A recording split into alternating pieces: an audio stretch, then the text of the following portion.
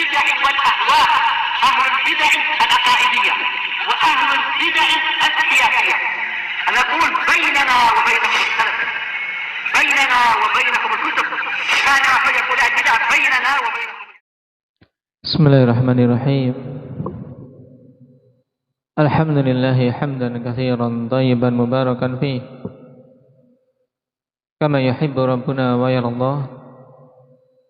أشهد أن لا إله إلا الله وحده لا شريك له، وأشهد أن محمدا عبده ورسوله صلى الله عليه وعلى آله وأصحابه ومن تبعهم بإحسان إلى يوم الدين.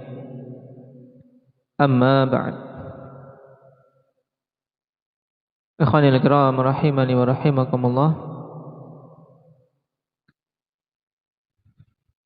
Pertemuan yang lalu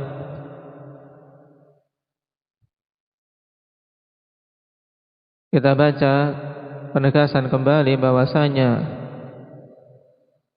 akal yang masih di atas fitrah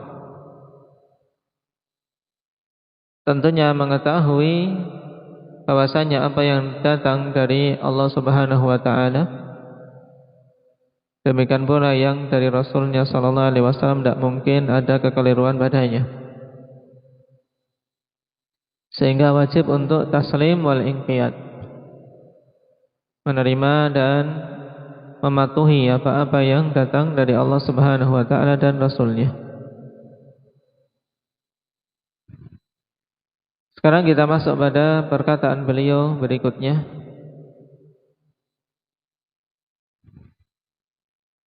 Qauluhu faman rama ilma ma hudhira anhu ilmuh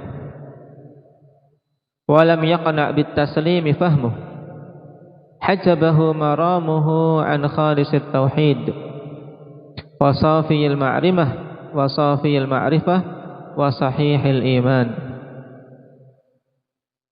Ini juga kalimat qawiyah, kalimat yang kuat, bagus. Naam, sebagaimana sebelumnya.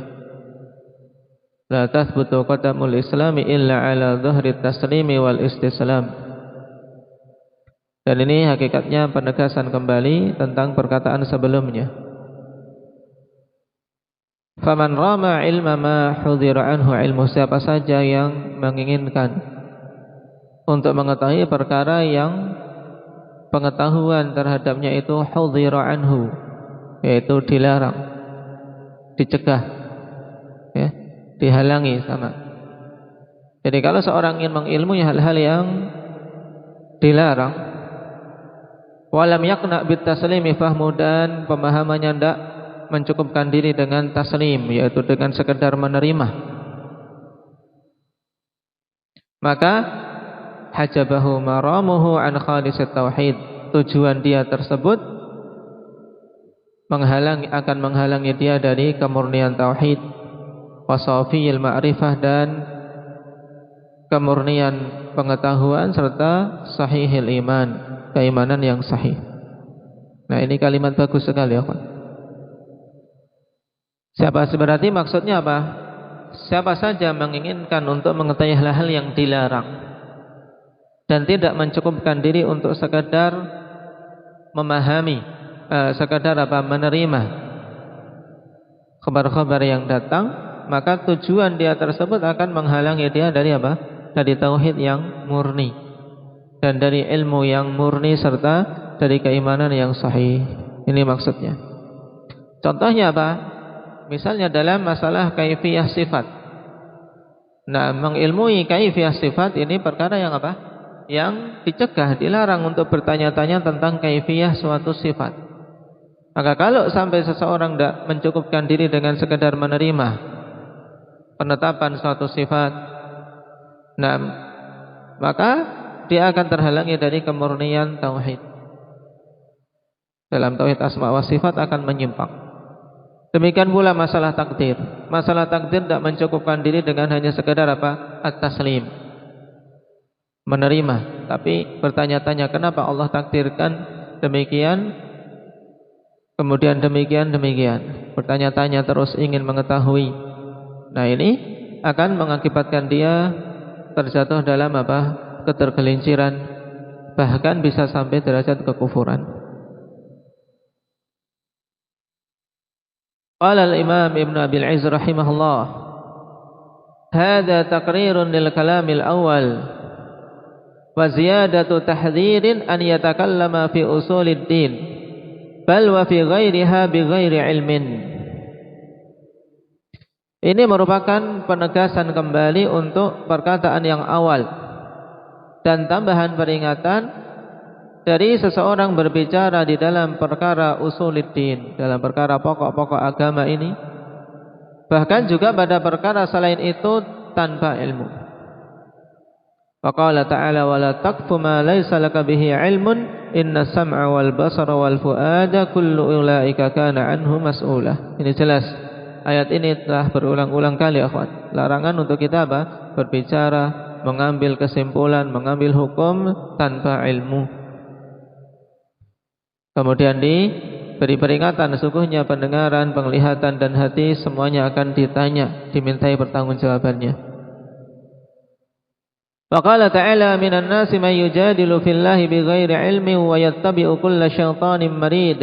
Kutiba alaihi annahu man tawallahu fa annahu yudhilluhu wa yahdihi ila adzabis sa'ir.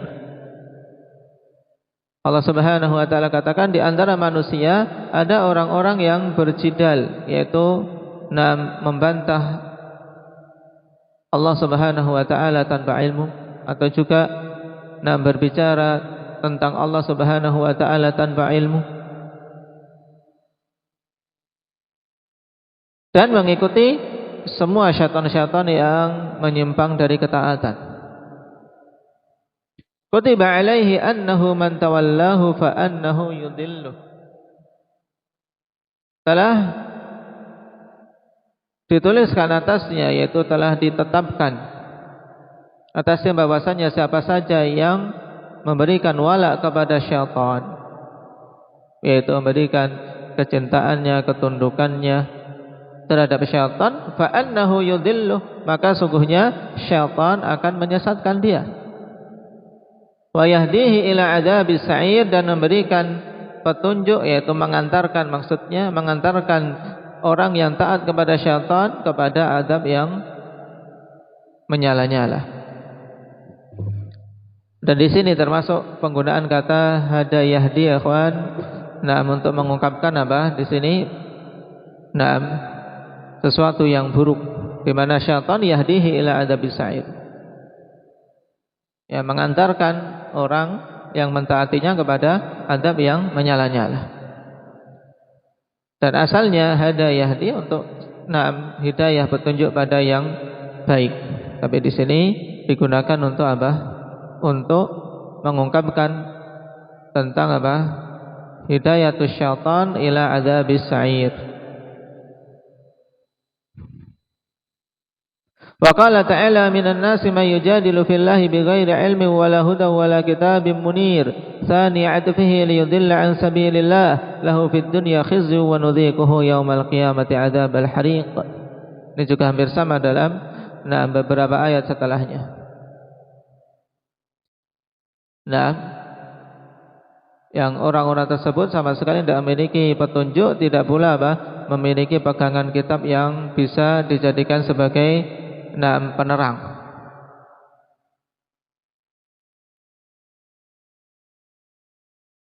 Dia menolehkan tubuhnya untuk menyesatkan manusia dari jalan yang lurus, jalan Allah Subhanahu wa taala yang lurus. Di dunia mendapatkan kehinaan, dan akan kami rasakan dia di akhirat dengan azab yang membakar. Wa qala ta'ala man adallu mimman ittaba'a hawahu bighairi hudan min Allah innallaha la yahdil qaumadh dhalimin. Di sini man yatadamman makna nafi. Tidak ada yang lebih sesat dari orang-orang yang mengikuti hawa nafsunya bighairi hudan min Allah, tanpa ada petunjuk dari Allah Subhanahu wa taala sama sekali. Sungguhnya Allah Subhanahu wa taala tidak akan memberikan hidayah kepada kaum yang zalim.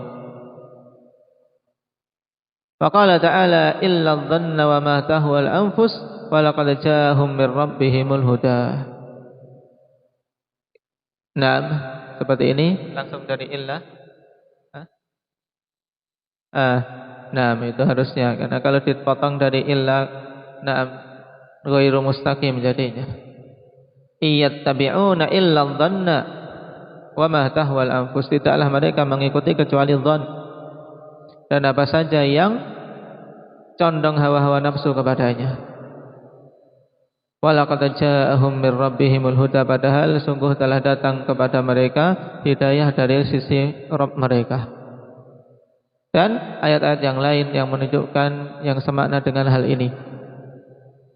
Naam. Wa an Abi Umamah al-Bahili radhiyallahu anhu qala Rasulullah sallallahu alaihi wasallam ma dhalla qaumun ba'da huda kanu alaihi illa utul jadala. Thumma tala ma darabuhu laka illa jadalah. Rawahu Tirmidzi wa qala haditsun hasan. Naam, dan hadis dimasukkan oleh Syekh Muqbil dalam As-Sahihul Musnad.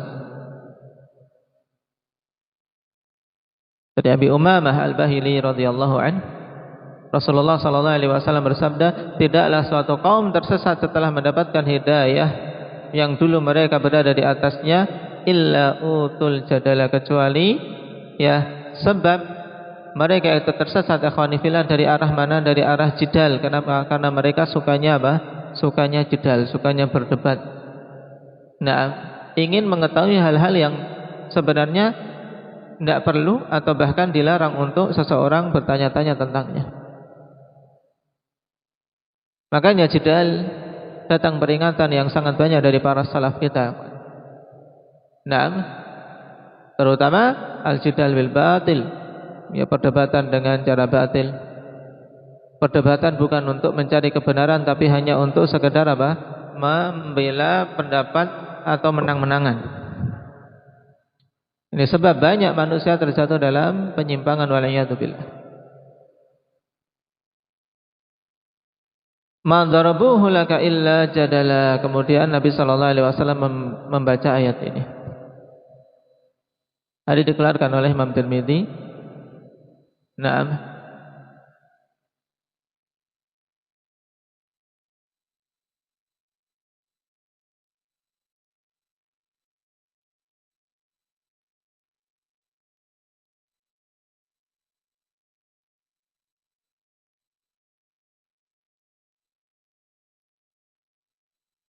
Baik. Wa Aisyah radhiyallahu anha qalat qala Rasulullah sallallahu alaihi wasallam inna abghadar rijali ila Allah al-aladdul khasim. Kharajahu fi sahihain. Dari Aisyah radhiyallahu anha bahwasanya Rasulullah sallallahu alaihi wasallam bersabda, sungguhnya orang yang paling Allah murkai, ya. Ar-rijal disebutkan di sini masuk di dalamnya para perempuan. Ya.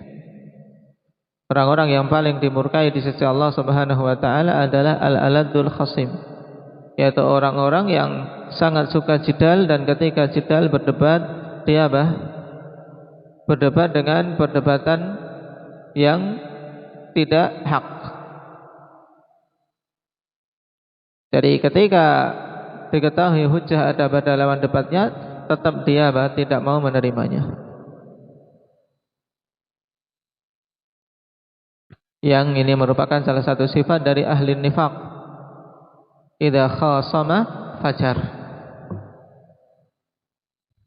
Kata Rasul sallallahu alaihi wasallam ketika menyebutkan salah satu sifat-sifat munafikin, apabila berdebat, bersengketa, dia fajar, berbuat fajir, curang. Tidak mau mengakui kekeliruan ketika keliru, tidak mau rujuk kepada kebenaran ketika dia tahu kebenaran ada di pihak lawan. Padahal seorang kalau menginginkan kelurusan iman dan kebenaran, tentunya harus mengambil kebenaran kapan saja itu nampak. Wala syakka anna man lam yusallim lirrasuli naqasa tauhiduh.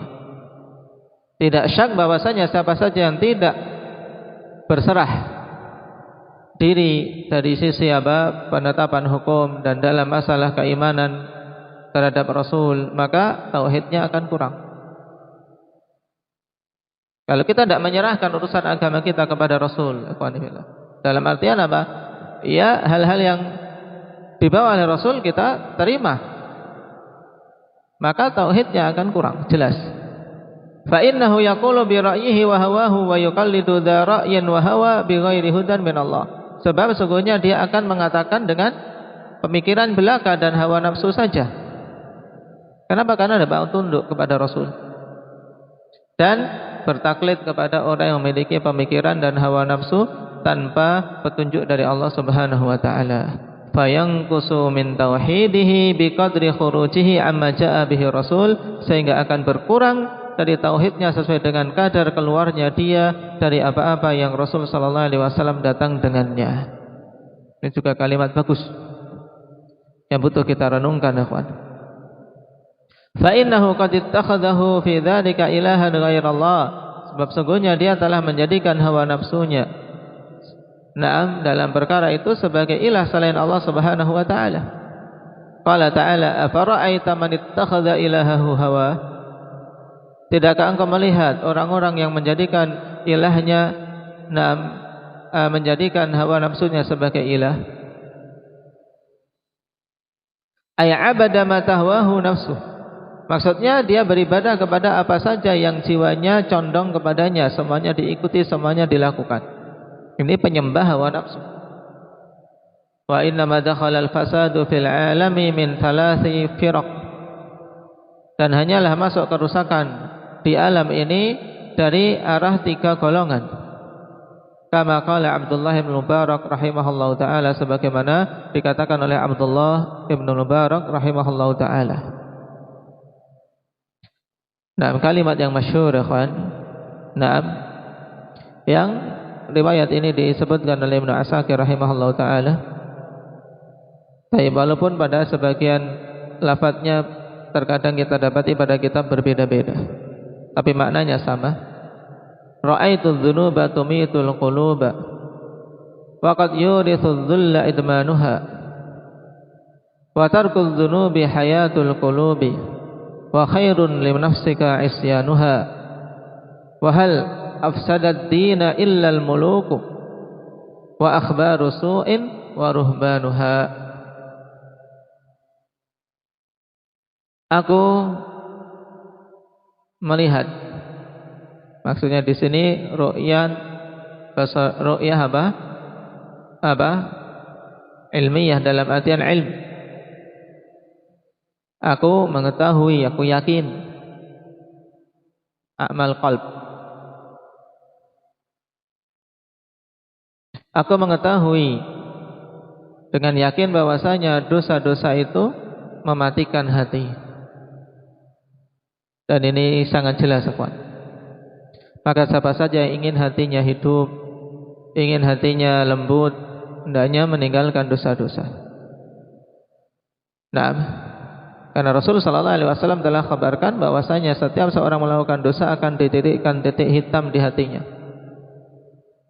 Itulah ran yang kalau sampai seorang tidak bertobat, tidak beristighfar, akan kemudian menguasai hati titik-titik hitam tersebut sehingga hatinya mati. Aku yakin, aku ilmui bahwasanya dosa-dosa itu mematikan hati. Wa qad yurithu dhulla idmanuha, dan qad yurithu di sini qad apa? Yang paling cocok maknanya apa di sini? Qad masuk pada fi'il mudhari', qad yurithu dhulla idmanuha. Dimaknakan apa kalau ketemu seperti ini, Ahmad?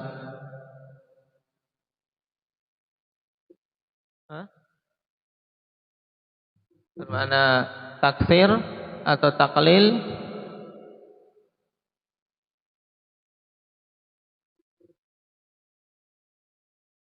Atau makna lain? Berarti ada orang-orang yang terus-menerus melakukan dosa tidak dihinakan. Kalau bermakna takfir, makna tahqiq, ya, bermakna tahqiq, ikhwan. Wa qad yurithu dhulla idmanuha, dan sungguh betul-betul akan mengakibatkan kehinaan orang-orang yang terus-menerus berbuat dosa. Al-idman maksudnya apa? Berkesinambungan di dalam dosa, tidak mau mencabut darinya. Ra'aitu dzunuba tumitul quluba wa qad yurithu dzulla idmanuha. Wa tarku dzunubi hayatul qulubi, dan meninggalkan dosa-dosa itu adalah sebab hidupnya hati-hati. Dengan taubat dan istighfar. Wa khairun li nafsika isyanuha, dan sungguh ya, lebih baik bagi jiwamu untuk apa? Untuk bermaksiat terhadap apa? Terhadap hawa nafsumu. Dalam artian apa? Maksiati hawa nafsumu. Maksudnya jangan engkau patuhi hawa nafsu. Ini ya, lebih bagus bagi dirimu untuk tidak engkau mematuhi hawa nafsumu. Ini. Nah, ini maksudnya. Kalau ingin hatinya hidup, tinggalkan dosa. Nah, dan apa? Jangan patuhi hawa nafsu. Karena apa? Innan nafsa la'ammaratun bisu'. Hawa nafsu itu senantiasa merintahkan kepada yang buruk-buruk. Wa hal afsadad dina illa al-muluku, dan tidaklah merusak agama ini kecuali al-muluk, yaitu para penguasa. Penguasa yang zalim, dengan kekuasaan mereka akan memaksa rakyatnya untuk melakukan keburukan-keburukan. Contoh yang sangat nyata, ikhwanifillah, ketika apa? Ketika penguasa dulu di zaman Imam Ahmad rahimahullah ta'ala berpemahaman Mu'tazilah, ya, sehingga rusak tatanan saat itu. Banyak manusia diuji, bahkan para ulama, untuk mengatakan keyakinan kufur. Kemudian wa ahbaru su'in, yang golongan yang kedua yang merusak agama adalah ahbaru su'. Ahbar, habar khanifillah, yaitu ulama.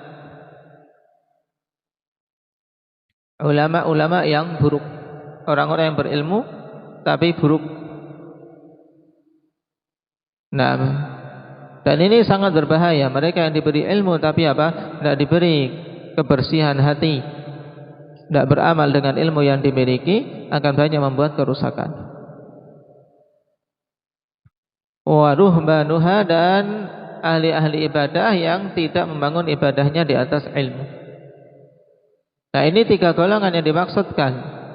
Nah, yang dimaksudkan oleh Imam Ibn Abil Izz rahimahullah ta'ala sebagai apa? Golongan yang sangat banyak memasukkan kerusakan di alam ini, yaitu raja yang zalim, kemudian orang-orang yang berilmu tapi apa? Fajir, buruk, dan ahli ibadah tapi jahil.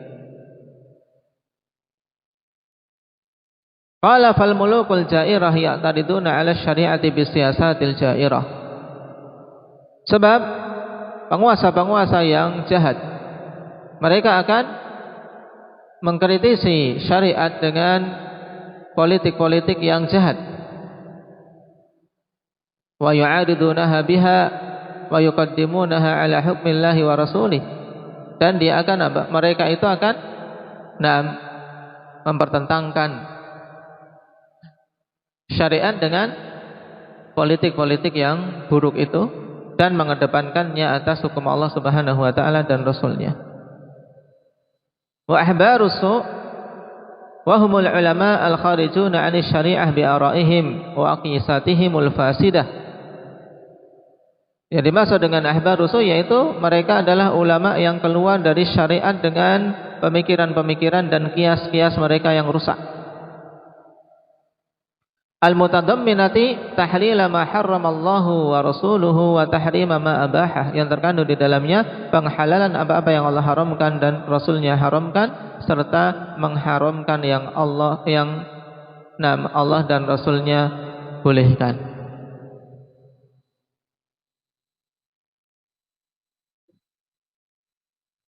Wa'tibara ma'alghah wa ilgha'a ma'tabarah, dan apa? Menjadikan patokan apa-apa yang Allah dan Rasulnya tidak jadikan patokan, dan sebaliknya mengesampingkan hal-hal yang Allah dan Rasulnya jadikan patokan. Sesuatu yang tidak perlu diperhatikan, tapi yang diperintahkan untuk diperhatikan malah dikesampingkan.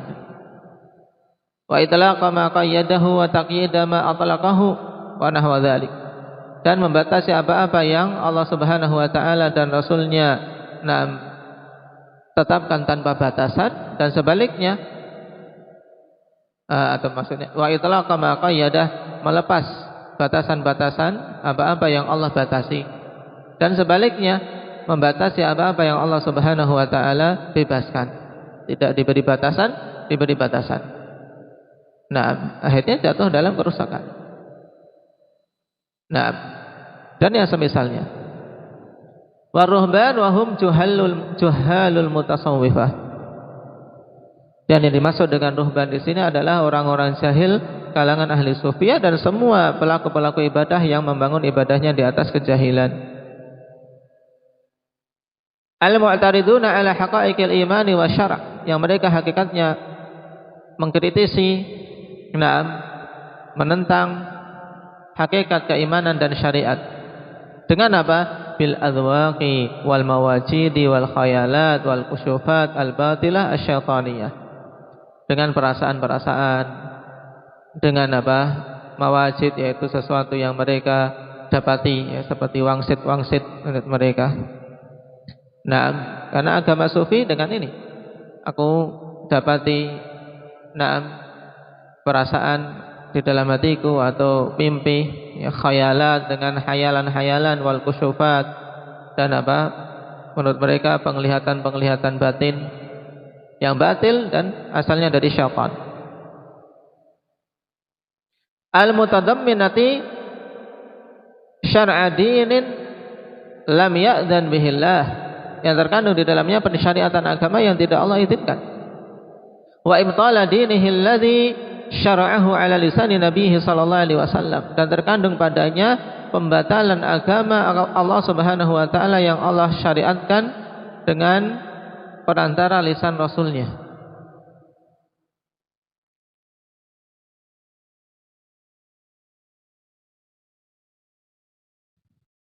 Wa ta'awudhu an haqa'iqil imani bi khada'i syaitani wa hududin nafsi, dan terkandung di dalamnya apa? Penggantian hakikat keimanan dengan apa? Dengan tipuan-tipuan syaitan dan hasrat-hasrat jiwa.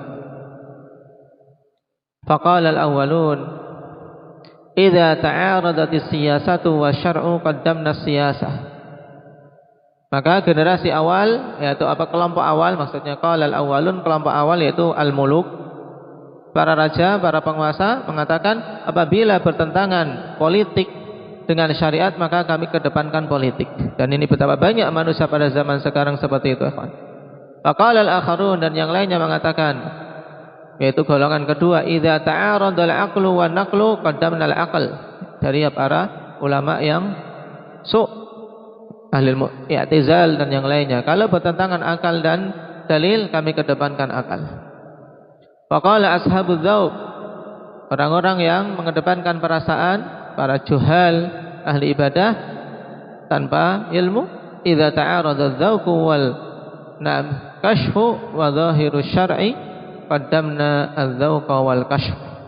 Apabila bertentangan perasaan dan apa? Dan pandangan-pandangan batin menurut mereka dengan syariat yang nampak jelas, syariat yang dibawa oleh Rasul, maka kami kedepankan perasaan dan tadi, ya, penglihatan-penglihatan batin menurut mereka. Taib. Dan ini jelas, kesesatannya dan kerusakan yang sangat banyak ditimbulkan oleh tiga golongan tersebut. Nasallallahu al-afiyata wassalamah. Dan setelahnya akan disebutkan kalam dari salah satu tokoh tasawuf, ikhwan. Insyaallah kita ambil pada pertemuan yang akan datang. Naktabi bihadza subhanakallah wa bihamdika.